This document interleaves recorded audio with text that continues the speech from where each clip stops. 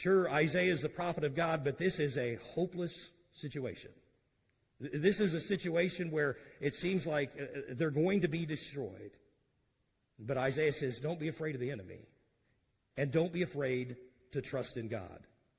Now, what I love about this is so interesting. God says this. He says, tell Ahaz, so that he can have confidence that this promise is going to come to fruition, tell him he can ask for a sign. He can ask any sign he wants. There's nothing too big. There's nothing too grand. You want chariots of fire in the sky? I'll send him chariots of fire. If he wants an earthquake, if he wants fire and brimstone, tell him whatever he wants. There's nothing too big. There's nothing too small. Whatever sign he needs so that he'll believe me, tell him I'll do it. What would you ask for?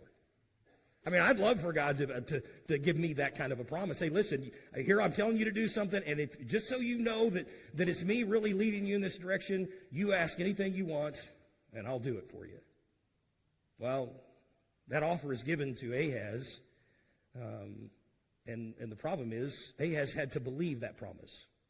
Now, the Bible says this, as we read it in verse 9. He tells Ahaz, listen, if you don't believe, though, you're not going to be established. You see, that's the whole reality. He's basically saying this, Ahaz, you have to live by faith or you won't live at all. You see, God's promises are given to us, but they always require faith.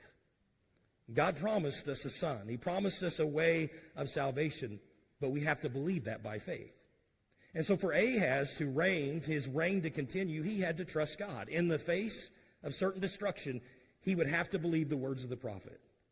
Now, even as amazing as all that was, and the willingness of God to prove himself, you would think Ahaz would, in this moment of desperation, say, that sounds like a great idea. And just name whatever he wanted to name. He could have come up with anything that he wanted, and then I'll believe him. But that's not what Ahaz does. Ahaz actually rejects God's offer.